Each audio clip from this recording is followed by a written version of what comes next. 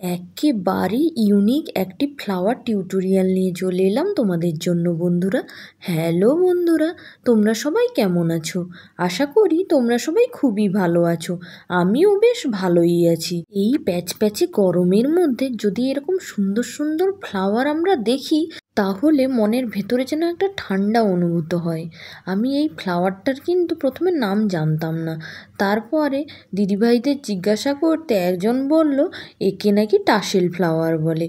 প্রথমে আমি ডালগুলো সেলাই করে নিচ্ছি, আর ডাল সেলাই করার জন্য আমি এখানে স্টিম স্টিচ বা ডাল ফোড় সেলাই দিয়ে নিচ্ছি। ডাল সেলাই করার জন্য এই ডাল ফোড় সেলাইটা কিন্তু খুবই ইম্পর্ট্যান্ট। তোমরা যারা সেলাই করতে ভালোবাসো বা শখে সেলাই করো, তারা কিন্তু সবাই এই সেলাইটা শিখে রাখবে, কেননা এটা একদম বেসিক একটা সেলাই। এই সেলাইটা না জানলে তোমরা কিন্তু ডাল সেলাইটা করতে পারবে না, কেননা ডাল সেলাইটা এই স্টিচ দিয়েই সবচেয়ে ভালো হয় আর সবচেয়ে দেখতে সুন্দর হয়। আমি কথা বলতে বলতে একটা ডাল সেলাই করে ফেললাম, এরপরে অপর ডালগুলোও আমি এক এক করে সেলাই করে ফেলবো। আজকের পুরো কাজটাই কিন্তু আমি অ্যাঙ্কারের সুতো দিয়ে করেছি। এখানে একদম হালকা গ্রিন বা টিয়া কালার যাকে বলে, সেই কালারের সুতো দিয়ে কিন্তু আমি গাছের ডালগুলো সেলাই করে নিচ্ছি। আর ডাল সেলাই করার জন্য আমি পুরো ছতার সুতোই এখানে ব্যবহার করেছি, কোনো সুতো কিন্তু আলাদা করিনি, কেননা আমি চাইছিলাম ডালটা একটু মোটা মোটা হোক। ডাল সেলাইটা পুরো হয়ে গেলে এবার আমি কিন্তু পাতা সেলাই করতে চলে আসব। তবে এবারে আর ফিশবোন স্টিচ নয়, আমি এবারে একটু নতুন সেলাই চেষ্টা করলাম। মানে সেলাইটা নতুন নয়, সেলাইটা পুরনোই, আমি নতুন চেষ্টা করলাম। এর আগে আমি কখনো এই সেলাইটা দিইনি। এই সেলাইটাকে বলে ফ্লাই স্টিচ। কীরকম উড়ন্ত পাখির মতো প্রত্যেকটা স্টিচ দেওয়া হচ্ছে, ওই জন্য একে বলে ফ্লাই স্টিচ।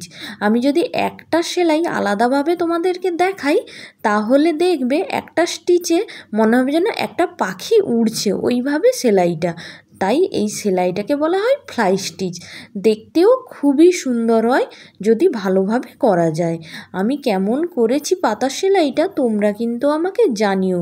তোমরা যদি কমেন্ট করে জানাও, তাহলে কিন্তু আমি বুঝতে পারবো আমার সেলাইটা ভালো হয়েছে না খারাপ হয়েছে। যদি খারাপও লেগে থাকে তাহলেও কিন্তু জানিও তোমরা, কেননা আমি সেলাই জানি বলে যে সব সেলাই একদম পারফেক্ট হবে এমনটা তো নয়। যদি কোথাও ভুল হয়ে থাকে তাহলে তোমরা জানিয়ে দিও, সেটা আমি ইমপ্রুভ করার চেষ্টা করব।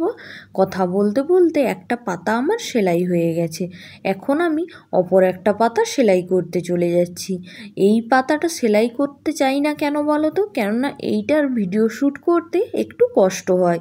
আমি যদি এমনি অফ ক্যামেরায় আমি সেলাই করি, তাহলে কিন্তু সেলাইটা খুব ঝটপট হয়ে যায়, কিন্তু এই যে রেকর্ডিং করতে গেলে প্রচুর কষ্ট হয়। কেননা অফ ক্যামেরায় যেভাবে সেলাই করি সেভাবে যদি এখানে করি, তাহলে সেলাইটা একটুও দেখা যাবে না, হাত ঢাকা হয়ে যাবে। তাই এই পদ্ধতিতে সেলাইটা করতে হয়, যাতে একটু সময় বেশি যায়।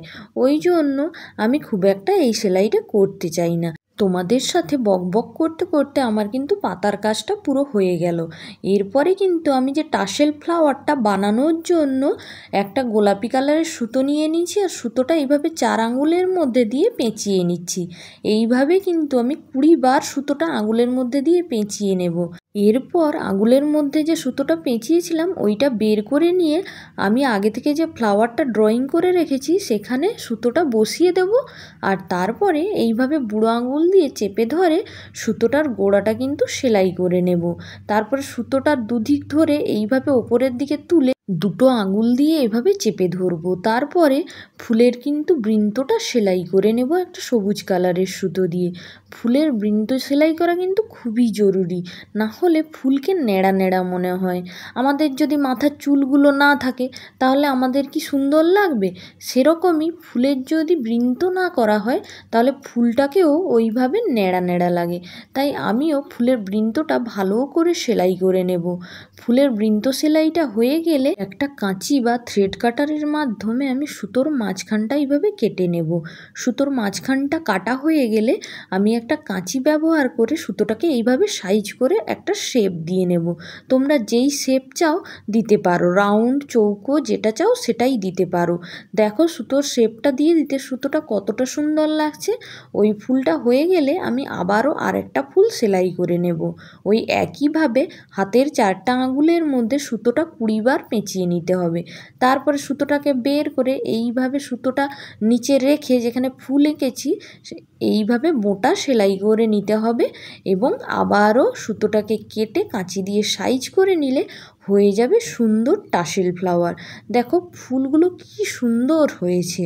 আর আমি এখানে 5টা ফুল করেছি।